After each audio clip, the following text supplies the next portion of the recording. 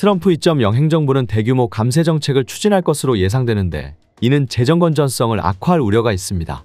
트럼프 2기 행정부 공약 실현 시 10년에 걸쳐 7.5조 달러의 추가 재정 적자가 발생할 예정입니다. 이러한 재정 적자가 경제에 나쁜 것만은 아닙니다. 그럼 만화로 보는 맨큐의 경제학으로 재정 적자의 정당성에 대해서 살펴봅시다. 정부 채무 문제는 과장되는 경우가 많습니다. 정부 채무로 인해 젊은 세대의 세금 부담이 증가하는 것은 사실이지만 평균적인 국민의 평생소득에 비하면 그 규모가 별로 크지 않죠. 미국의 경우 매년 5만 달러를 받고 40년 동안 일하는 사람이 부담해야 하는 정부 채무는 평생소득의 2% 정도입니다. 재정적자나 재정흑자는 이런 다른 정책들과 함께 고려되어야 합니다. 가령 정부가 재정흑자를 교육비 지출을 늘리는 데 쓰지 않고 정부 채무를 갚는 데 쓴다고 해보죠. 이 정책으로 젊은 세대는 이득을 볼까요? 물론 젊은이들이 경제활동에 참여할 시점에서 정부 채무와 세금 부담은 줄어들 것입니다. 그러나 교육비 지출의 감소로 이들이 훌륭한 교육을 받지 못했다면 생산성이 낮아져 소득도 낮아지게 되죠. 학교 교육을 1년 더 받는데 따른 임금 증가액은 상당히 높습니다. 따라서 모든 것을 종합적으로 고려하면 교육비 지출을 늘리는 대신 정부 채무를 줄일 경우 후대에게 오히려 손해가 될 수도 있습니다. 균형재정에 대한 집착은 세대 간 소득의 재분배를 가져오는 여러 가지 다른 정책에 대한 관심을 약화시킨다는 점에서도 문제가 있죠. 예를 들어 1960년대와 1970년대에 미국 정부는 노년층에 대한 사회보장 급여를 인상했습니다.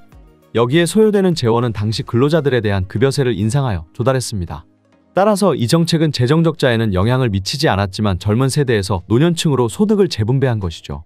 재정적자가 후대에 미치는 해로운 효과는 미래지향적인 부모들의 행동으로 어느 정도 상쇄될 수 있습니다.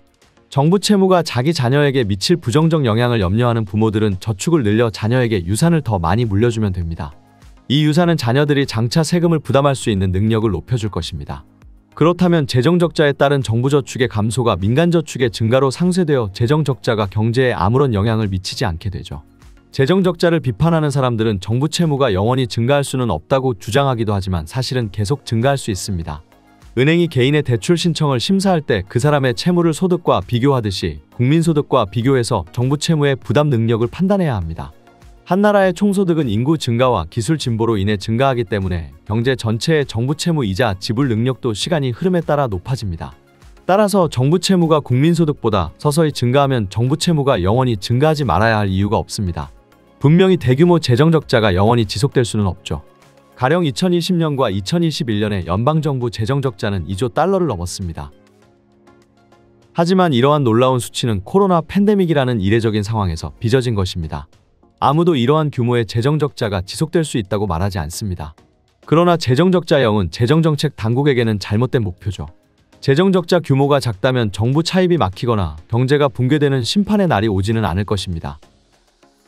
만화로 보는 맨큐의 경제학 강의는 휴넷 또는 이패스 코리아에서 유료로 수강할 수 있습니다. 경제학의 베스트셀러 만화로 보는 맨큐의 경제학 시리즈 2판 출간. 지금 온오프라인 서점에서 만나보세요.